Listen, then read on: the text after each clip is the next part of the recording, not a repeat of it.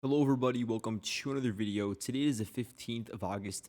Today we're looking at some really important frontline developments, including Russian pushes towards the Vovcha River and the capture of two settlements on the eastern bank of said river.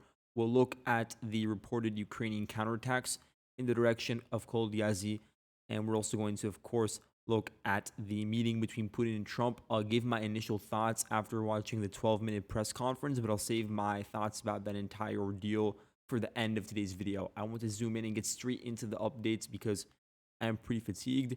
But let's begin by looking at some of these advances that are very close to the border between Zaporozhye in certain cases, but also Dnipro.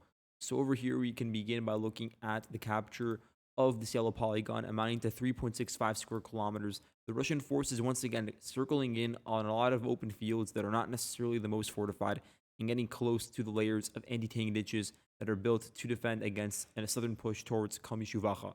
So Komishuvacha, as we continuously have reiterated, is the final village in the southwestern pocket of Donetsk that remains a holdout for the Ukrainian side, and that is due to the defensive layer that surrounds it. And I would say actually layers in plural because you can see over here how the defense is multifaceted, and it means that any sort of advance through an open area is largely going on foot, can be spotted by Ukrainian drone crews, and then dragged out. And you have to, of course, overcome these natural barriers and obstacles. So Komishuvacha is a really important Ukrainian defense node as a result, and its fall would actually give Russians access to the second layer of defenses, as we refer to them, because there are two layers of defenses that are spanning from Dnipro into Zaporozhye. We have the one that has already started to get undermined by the Russian side as they crossed over the border near Andriivka and near Novopil. And we also have this second layer, which acts as the rear line of defense, which is supposed to be roughly, let's see the distance, about 10 kilometers, and in certain cases, way farther from the front line, in this case, 20 kilometers from the line of contact. Whereas the defenses that are built 5 kilometers or at most 10 kilometers away from the line of contact would be a part of the first line of defense. So as a result of Komishuvacha falling, there would then be a domino effect of all these anti-tank ditches, dragon's teeth, and barbed wires that are meant to defend the second line, which is supposed to be the rear defensive position, being under threat of an eastwards push coming from a horizontal direction. So that's a part of the Russian intentionality over here as well. Let's look at the eastern bank of the Vovcha River because as we've continuously zoomed in and seen these really outstretched pockets, I've always said that they're really hanging by a thread, and that in many cases it's only due to small, very small squads operating in a certain dugout or in an isolated tree line that it can even mark a certain location as blue, as in Ukrainian controlled, or in a gray zone. And they're being supplied via drones, and those drones are also spotting Russian forces leaving more populated areas nearby and picking them off before they can assault the Ukrainian positions head on. But that has come to an end because the logistics dried out. The flanks were just so pressure inducing, and so there was no feasible option for the Ukrainians to continue resisting in this area just to the east of Voshrosenko. So that's why I'm marking this 5.56 square kilometer piece of territory, just completely open areas and hedgerows under Russian control in this case. And I would actually go as far as saying that in all likelihood, this final chunk of the village of Voshrosenko is now under Russian control as well. But for sure, this span of the tree line to southwest is also now being taken over by the Russian side as they continue chipping away at a lot of the possessions that the Russians, or rather the Ukrainians, built on the border between Donetsk and Dnipro. You have over here the layer of anti-tank ditches and dragon's teeth. So those are being taken over systematically, and as a result, we also have the capture of Alexandrovka, one of the final villages that is on the Donetsk side of the border. So over here, you can see that the advance towards the village amounted to a capture of 5.14 square kilometers of territory. You can see over here, the video is from August 15th, and it's of the 36th Motor Rifle Brigade capturing its ninth settlement of the summer. So the 36th Brigade has been really active over here, conducting the bulk of advances, crossing over the Mokrali River, and then conducting this village hopping campaign all the way to Andriivka, Klevtsova, which we'll look at in a moment, but also to Alexandrovka. So they have not received any sort of rest or recuperation during this period. They've just consistently been attacking further westwards and engaged in deep penetrations. So Same thing over here with Alexandrovgrad. You had in the compilation footage of just intense aerial preparation and also artillery preparation on houses and on some of the forested areas where Ukrainians may be situated nearby. And then from there, we saw the vectors of attack unfold as the Russian forces entered and raised their flag. And because the surface area over here is not necessarily the most expansive, it does mean that once a Russian force from the 36th Brigade, which is specialized in these sort of assault operations, once they get a very strong foothold, it becomes difficult to dislodge them. It's happened sometimes. There are incidents, even on this part of the front line, where there has been a certain penetration, like in Western Malivka or on Sichneve, and then the Ukrainians push them out. But it is rather rare, especially for a village that entirely consists of one road. And then if we're being a bit more fair, then there's also this one that outstretches to the right.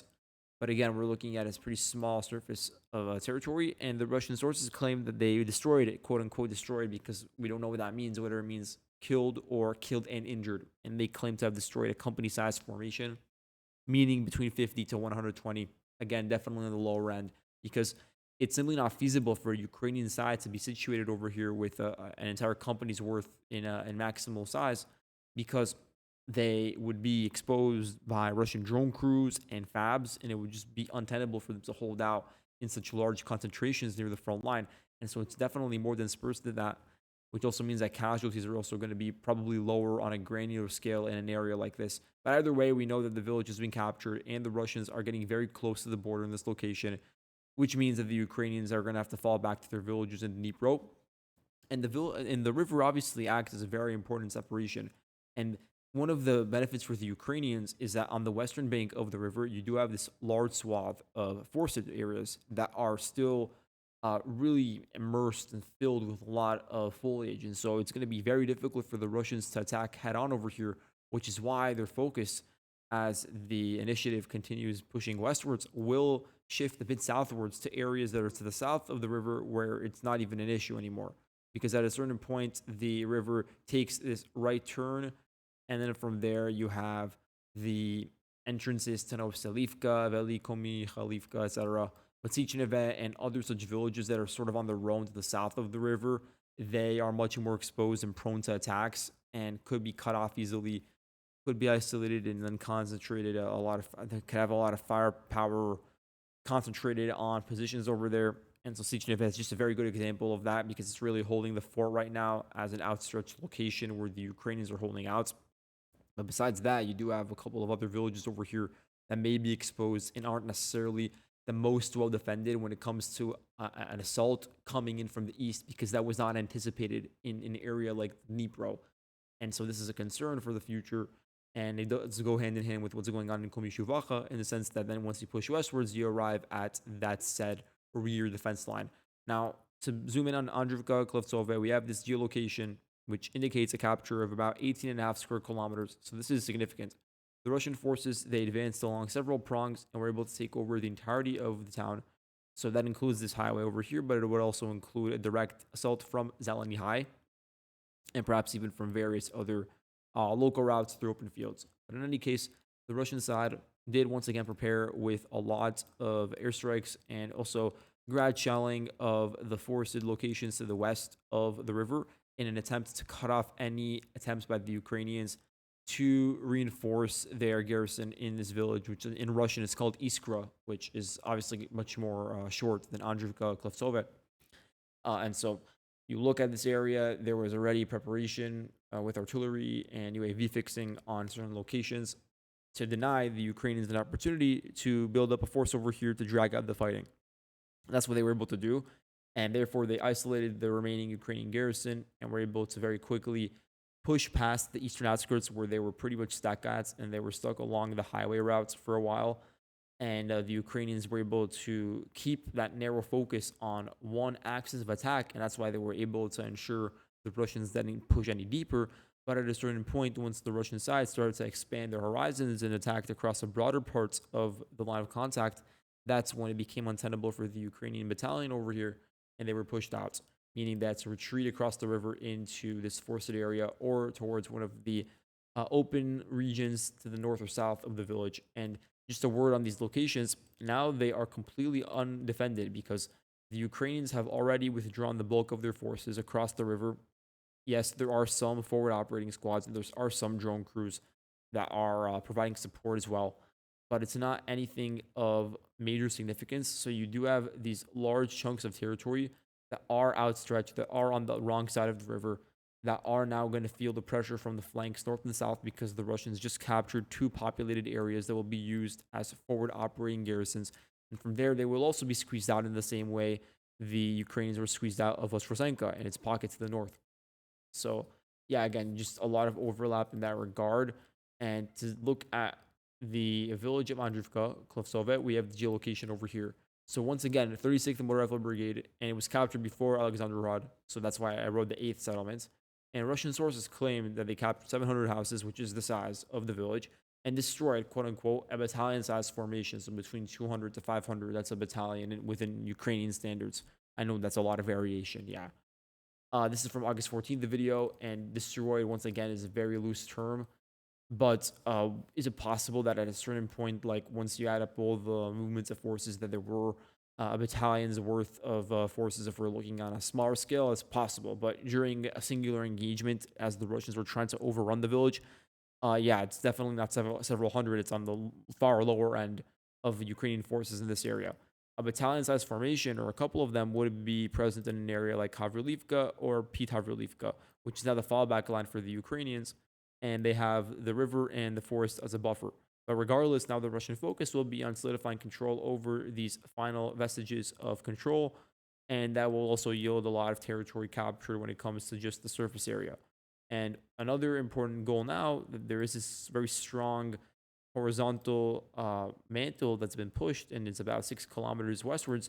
There's also an effort to take back the farmland to the west of Zeleny High. So we'll look at that. Now, there's this one other update from the area south of Horikovo. So the Russian forces captured over here 0.7 square kilometers of territory. The 42nd Mechanized Brigade has been deployed to this location and is engaged in trying to hold out along the Dnipro-Donetsk border to ensure that there is no westwards push to take over the city or town of Novopavlivka itself. Now, to look at what's going on in Zaporozhye for a quick second, there has been another Russian advance of note. So they captured 3.71 square kilometers of territory, the Russian side. And again, this means that most of Malanivka has fallen into their hands. You could see the capture over here. What remains is this northwestern corner where there are still several elements of Ukrainian forces. And in terms of the breakdown of the Ukrainian deployment over here, you have the 79th Battalion of the 102nd TDF Brigade and the 3rd TDF Battalion in Volyn. So that's the sort of caliber of forces that the Ukrainians are defending with. So low caliber defense, but also the Russians, their own intensity of combat and action over here is not necessarily the highest. But regardless, their capture of Malanivka, and I continue reiterating this, is very important because it comes at a time where the Russian forces are pushing to the northeast of this entire river line, the Yanchur river line. And the Russians are already making inroads along Malanivka, and from there can do the same for Poltavka and such. And then they would eventually coalesce with the northeastern flank that is also aiming, in my view, to eventually have a push in this direction. But again, I'm looking at sort of a meta-analysis of this region. It's not something that's bearing relevance right now. Let's zoom over here on what's going on in Pokrovsk. So the city of Pokrovsk does not really had much of a footage or fanfare around it recently, but it does not mean that the fighting has reduced in scope or intensity. There's still very high intensity clashes. There's still DRGs in certain portions of Pokrovsk, including in this region north of Defenders of Ukraine Street, and have actually slightly expanded the gray zone based on a geolocation from the Ukrainian side. On August 13th, you had 2 Ukrainians that were still living there that had not moved, and there are many of those people that still live in the city, including in a lot of private residential areas, which is the most dangerous because they're not hiding in like a fortified basement under an apartment. But yet 2 Ukrainians guided an FPV drone from the 25th Airborne Brigade to strike a house wherein Russians were hiding. And so that once again gives us an indication that there are Russian forces operating here that are present. It's not to say that they solidified control. I'm not even marking it as red, but that means that they are very close to the Zaborny Garden, for instance. You could see that based on the gray zone, it's only about 270 meters away. And they're also pretty much in the heart of a lot of these private residential areas in western Pokrovsk and in the central part of it as well. So they're very close to some of the major apartment complexes. But again, it's still a tenuous hold. It's not anything too concrete. At the same time, though, we have this footage from August 15th of the Rubicon UAV unit, which is a new UAV center that played a huge role in degrading Ukraine's logistics in Kursk. It's now been deployed to the Pokrovsk region. So they released their own compilation of strikes on Ukrainian positions in Pokrovsk on vehicles that are making the dangerous trek into the city. And that's also one of the indications that, yes, it's very difficult to move in and out. And now we're actually seeing certain proof of that. But there was also this video of a strike on a Ukrainian controlled house, and actually multiple of them.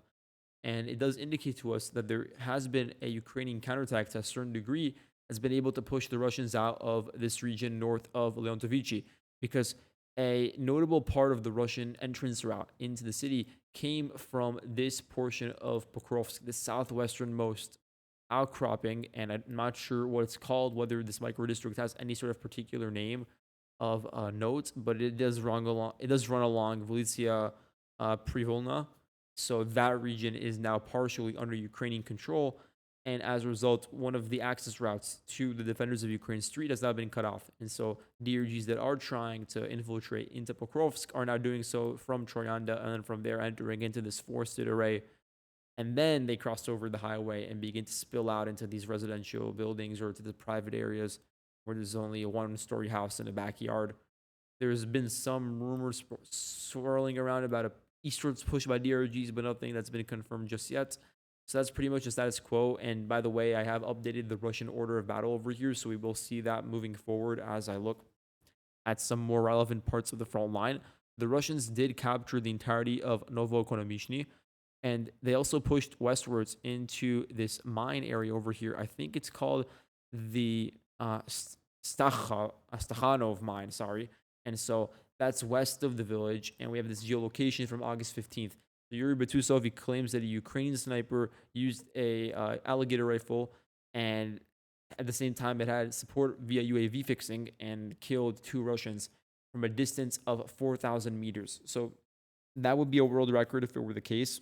The last world record that I'm aware of is from 2023, because there was a Ukrainian sniper that killed a Russian in Kherson from a distance of like 3,800. But again, I can't be sure if the 4,000 number is true. Certainly a sniper did fire something into this region, which is why I'm even talking about it. Well, let's just look at 4,000 meters for a reference of if that were actually true. But honestly, who knows? 4,000 means that it will really be within the center of Mirnorod, and then from there all the way to the Stakhanov mine. In any case, though, what I'm trying to say with this is that the Ukrainians no longer have Novoekonomichny as an outlet to retain the fighting in an area that's a bit less uncomfortable, because even though the fighting over here was very intense and did lead to a lot of Ukrainian casualties from the National Guard especially, they still were able to relegate the fighting to here and therefore give the rear, and it's not really rear at this point, but just the Ukrainian defenders and Mirnorod enough time to build up their perimeter and beef up defenses internally. But now that opportunity has sailed as the entirety of the village has fallen into Russian hands, and they've already approached westwards and taken over part of the Stakhanov mine. And they're trying to take it over in its entirety because they want to breach the defense line surrounding Mirnorod.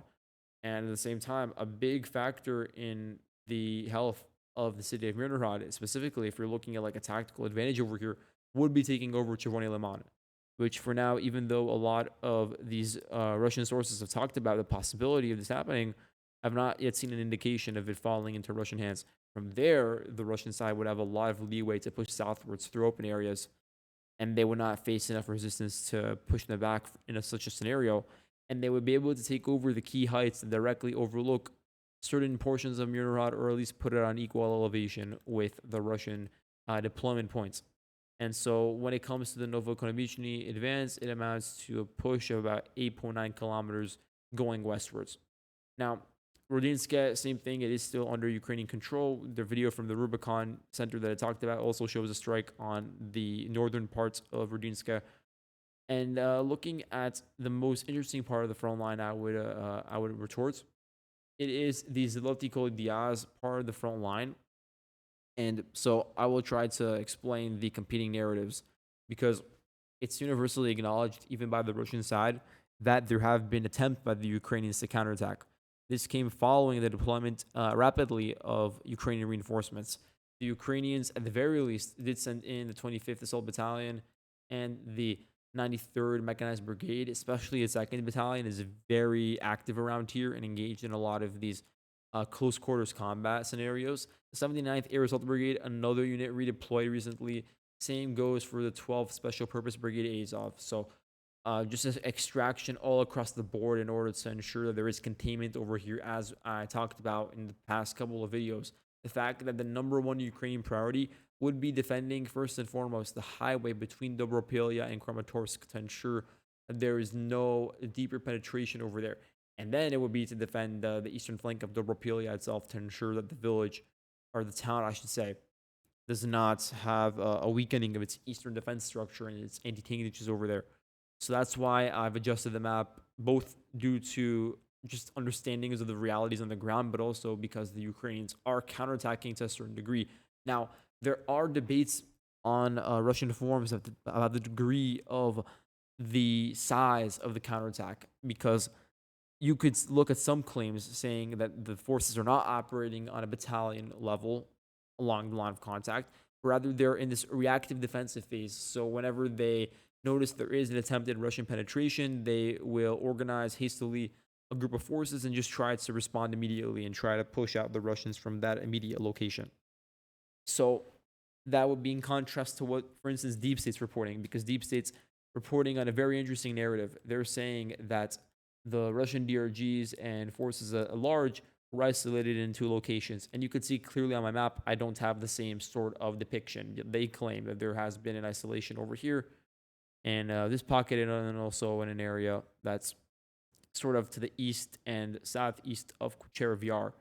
And then they claim that the Ukrainians were able to do this through a maneuver to connect the two flanks, the western and eastern flanks of the Ukrainian garrison over here. So between Shachove and Vilna. That's what they're claiming. And so by extension, they're claiming to have pushed out the Russians from several villages, including Rubizhny, Vilna, Novoshachove, and Andriivka as well. And then also Vesele, Zoloty, Kolodiaz, and Hruska. Those are the villages mentioned. Now, some of these were never under full Russian control to begin with. Some of them may have been in a gray zone and are now being taken over by the Ukrainians, but not fully, not entirely. And others of them, for the first time, are now back in the gray zone sort of category rather than being under Russian control.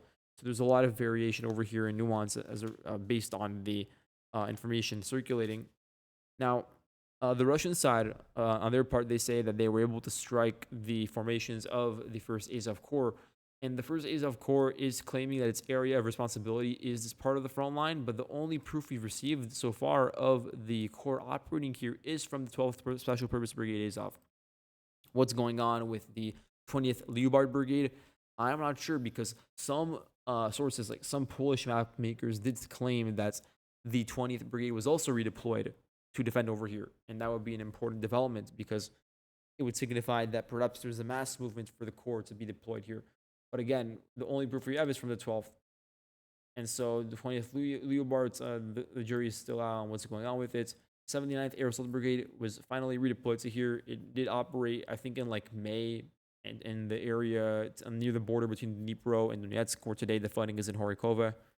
So in recent months, the 79th Brigade has been engaged in localized counterattacks in the area between Sumy and Kursk. So that's really been its area of expertise. So it does have an understanding of active defense and also counterattacks in certain instances. And so that's why the deployment of this force, which we proposed in an earlier video, is now coming into fruition, and doing so in tandem with the 93rd Mechanized Brigade, another important unit that always serves as a sort of a gap unit, because even though it is very high in terms of its quality, it's still used to plug in holes whenever necessary. So this is an area where it's absolutely needed.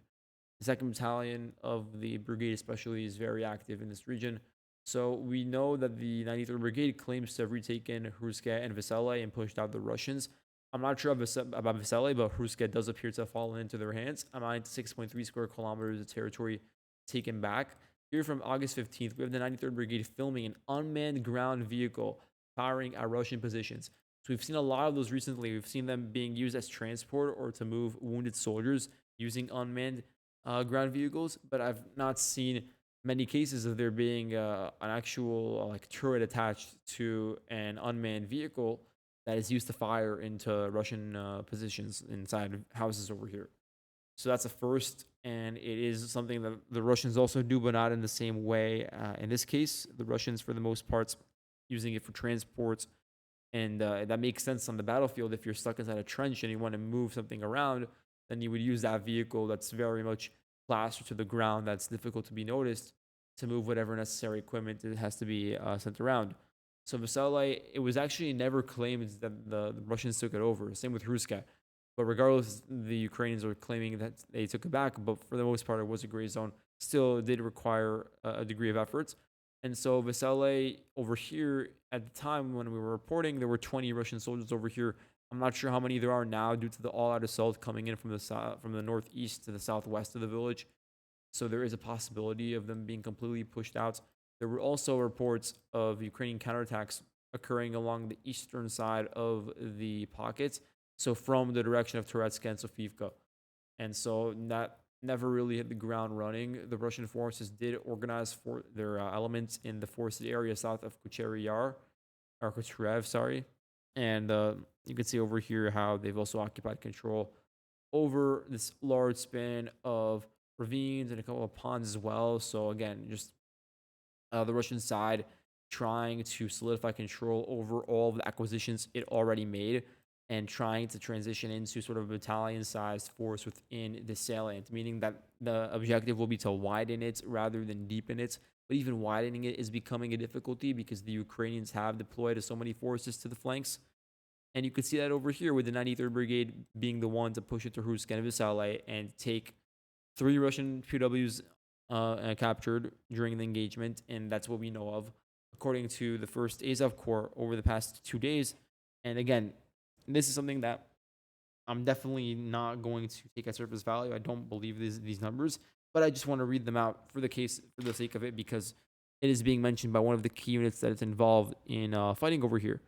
So they claim that 131 Russian soldiers were quote unquote eliminated. And again, it's one of those nebulous terms that can mean a lot. It can mean killed or wounded, but then they clarify by saying that there were 70 wounded and that there were several armored vehicles destroyed, 1 tank. I think it was 2 armored vehicles, and then 37 just private residential vehicles, or not residential, but civilian vehicles.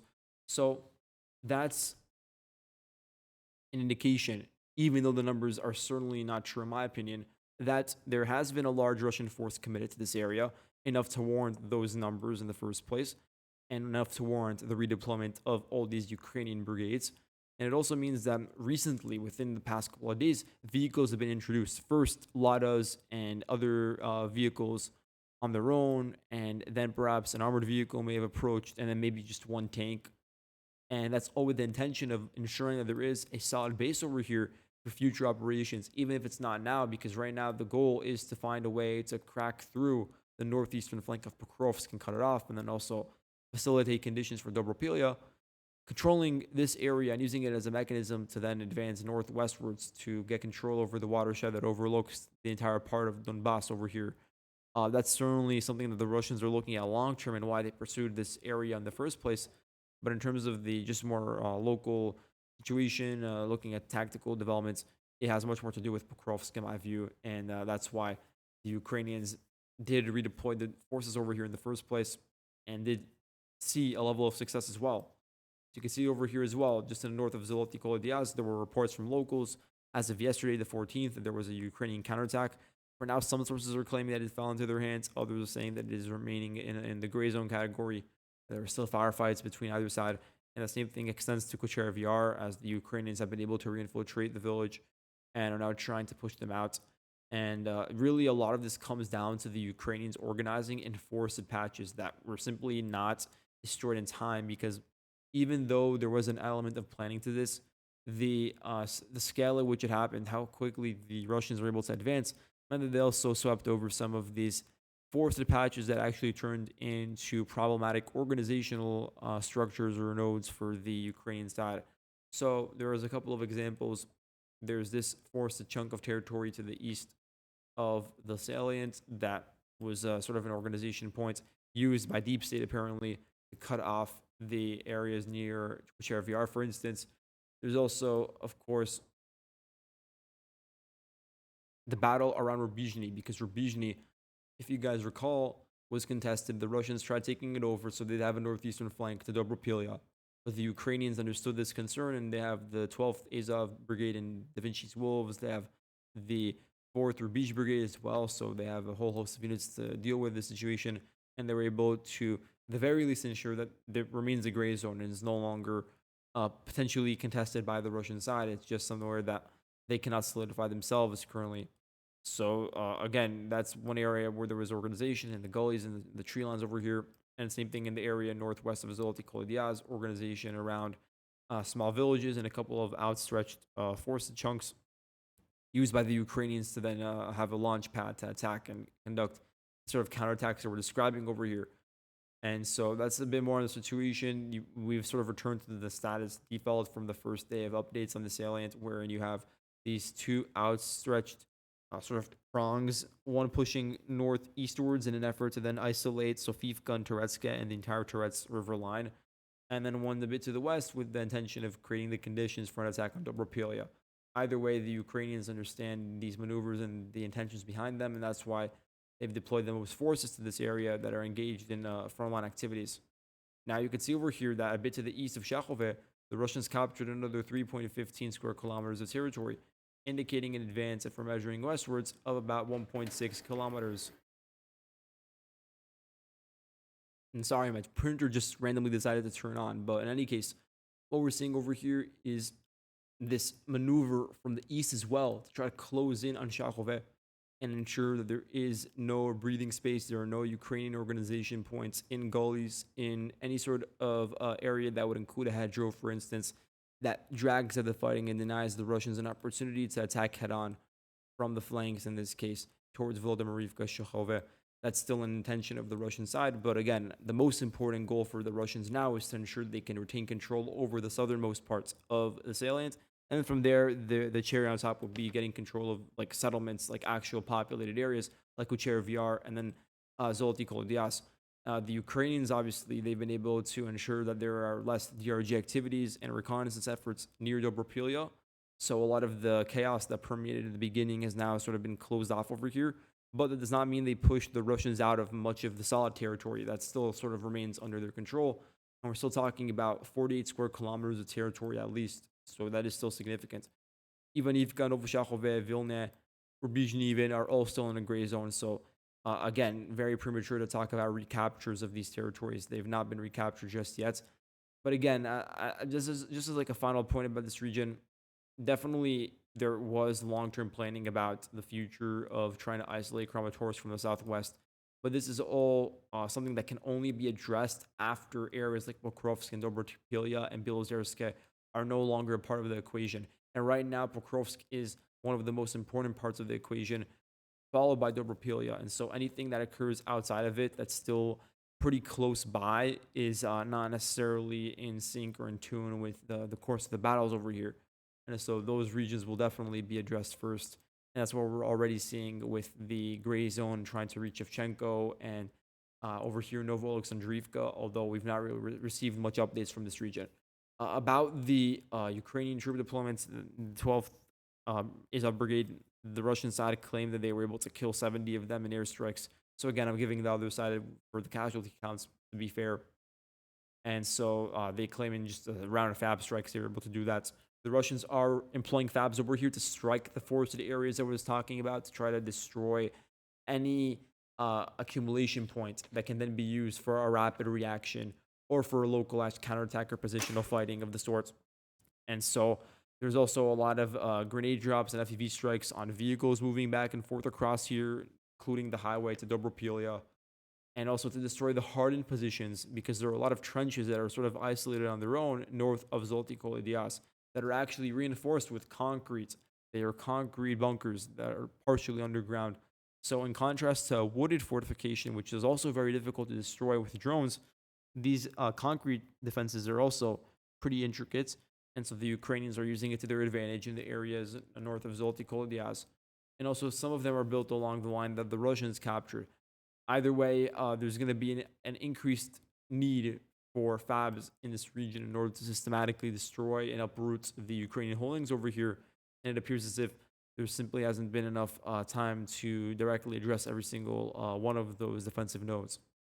So that's pretty much it for the tactical situation. Hopefully that was useful. I know there are other rumors about what's going on near the Serebranski forest, and actually there is this one update from Torsk, so I do want to mention it, of the capture of 0.93 square kilometers of territory based on a geolocation of the 63rd Mechanized Brigade with its tank firing on Russian positions. So it's rare to see a tank cross over the river and get into really hostile territory to fire on the Russian positions and on the houses in which they're hiding. But this further indicates to us that there is a Russian movement in certain pressure that is still noticeable in this region that can be used to then push southwards and isolate certain parts of the Serebranski forest. And for the time being, we don't know the status of the northern parts of Torska and the central sections, which do still appear to be under Ukrainian control. And Zarichny, we already discovered what was going on over there a couple of days ago. So that's pretty much it for the confirmed updates. The unconfirmed updates would be the fact that there is perhaps a push from the first tank army eastwards towards Petropavlovka, but that's not verified. Perhaps the Russians did advance into Kupiansk along the western bank, in this case, of the Uska River and took over some residential areas. But again, none of that is actually verified. So, in terms of my understanding and my interpretation of the Trump Putin summit, it lasted about 2.5 hours, and that is something that was unanticipated by some of the Trump staff. Trump made it very clear that if there was not going to be any sort of headway achieved, that he would leave very quickly. And so that was, again, an indication that there were some positive developments. Then, after the 2.5 hour meeting was done, they came out, Trump and Putin, and conducted a very short press conference. It wasn't even a press conference because no questions were asked for 12 minutes. And it was more so just remarks from Putin and from Trump going back and forth. So some of the key points from that conversation and what they said publicly is that Trump, for instance, said that they were able to find some common ground, but that there's not been a final resolution achieved. He's going to have to talk to Ukraine and to EU countries about the proposals discussed with the Russian side. And he was being very broad and intentionally broad, actually. There's not any sort of particulars that were mentioned afterwards that can be used to ascertain what was discussed in the meeting, although there will obviously be leaks, including ones from the White House themselves, about the contents of the meeting. So keep an eye out for that. I certainly will be. Putin said he did insinuate to a certain degree that there was an agreement possible with the United States. But then again, he spent a lot of his time in his remarks talking about the rekindling of the relationship with the United States, which he saw as a huge victory for him and for Russian prestige, which it is. That's one of the main takeaways, the fact that the Russian side, without having to agree, at least on surface level, to any sort of major concessions to cave in on their positions from June 2024 about the war, agree to any sort of temporary measure, temporary ceasefire, anything of the sort with Ukraine. Regardless of their commitment to them, the Russian side was able to get pictured with Trump in Alaska, so the optics are positive for Russian power projection and its viability on the global stage. And besides that, rekindling the relationship with the United States is important because of the economic benefits. It's even more so important because Trump has threatened certain actions that would be harmful to Russia's interests, including that secondary tariffs on India. Right now, there are 50% tariffs on India, and it could have just been 35 without the entire ordeal about Trump saying that India is fueling Russia's economy by buying their energy from their energy sector. And then there were conversations about emulating those sanctions on China, which would have just put a huge wrench in the entire concept of the negotiations between the United States and China. So those are certain measures that could have been taken. Supplying long-range missiles of many kinds, like Tomahawks, for instance, and there are a couple of others that have been discussed, to arrive at Moscow, to arrive at the Urals, to target a lot of industrial facilities. That's also been discussed as an option, but it's never really been mainstream. It's always been in the mainstream media, but never like mainstream government officials have never talked about it directly.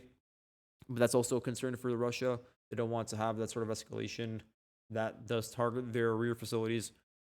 And then there's also targeting what the Western media calls the shadow fleets and the vessels that are sending, up until this day, natural gas and oil and such towards European countries and towards companies in Europe specifically. And so, Biden sanctioned some of them. Trump considered sanctioning them specifically, like individual vessels. That's the most effective way to go about it. But again, those are just some of the valves that the United States has to offer in order to press Putin, Russia into agreeing to a deal that is not necessarily on the most conducive terms. And so that is something that definitely appears not to have worked.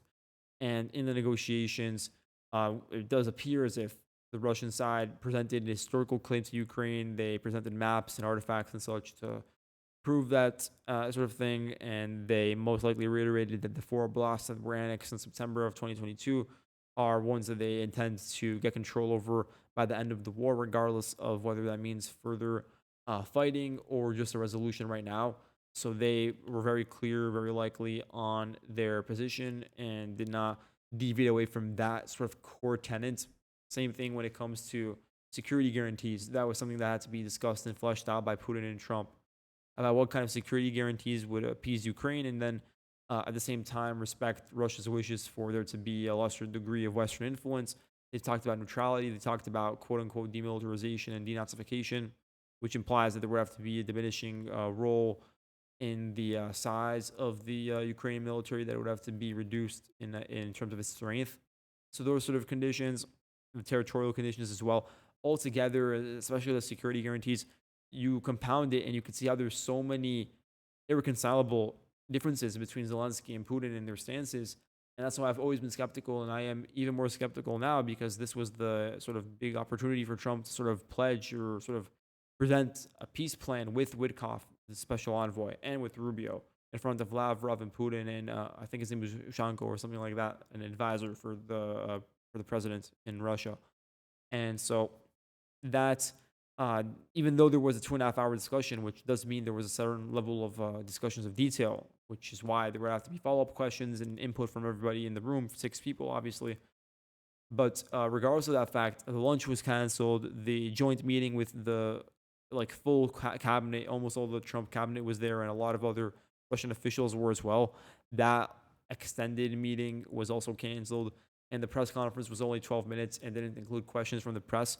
So again, I do think that what Trump realized is that the Russians were not in a position to really change anything fundamentally. The Russians obviously want to continue kicking the can down the road when it comes to U.S. relations, because they're comfortable with the status quo wherein the United States may supply through Europe Ukraine, and then the war just trickles on, and the Russians continue making an extended period of time, several years, just attritional advances, and that's just a part and parcel with the approach the Russians are taking, and they're comfortable with it. They've already accepted that reality.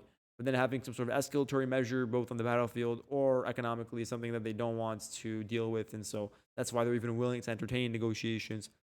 And we'll have to see what actually comes of it, because we didn't really receive an announcement of what the agreements really are, and that would be a really good way to understand for sure what's going on. But I do think that for the most part, there's just too many differences between all sides, both the EU, Ukraine, and then Trump and Putin, that the chances of anything really being worked out from the get-go were very low. And so it's not too surprising that there wasn't much to compromise on. But regardless of that fact, it is possible that Trump did sort of vouch for a ceasefire, vouch for proposals on territorial swaps and such. And then from there would be a back and forth on whether the Russians would be willing to do a territorial swap on territories they annexed in 2022, such. But that's not the only topic of conversation. I'm sure they also discussed U.S.-Russian relations, which is why it is a wound for Putin, as I said, because he comes here and is able to begin the restoration of relations with the United States. And from there could be discussions of economic cooperation. I'm not exactly sure what was talked about because it's not been released yet, but it could have been minerals in Alaska. It could have been natural gas, which is, again, not very important. It could have been setting up trade routes, especially as the ice caps in the Arctic melt. There are a lot of ways in which there could be business dealings between the Russians and Ukrainians. Putin even said in his speech that the volume of trade between the two countries rose by 20% ever since Trump got into office. So there is already that movement, and that's why the business leaders from Russia came in. It's why the Treasury Secretary Scott Bessent came in, and why the Secretary of Commerce Howard Lutnick also was in attendance. So again, not significant, and that's to be expected. But What are your guys' thoughts on the situation? What did you make out of the developments and of the press conference remarks? Thank you all for watching, and I'll see you guys in the next video. Goodbye.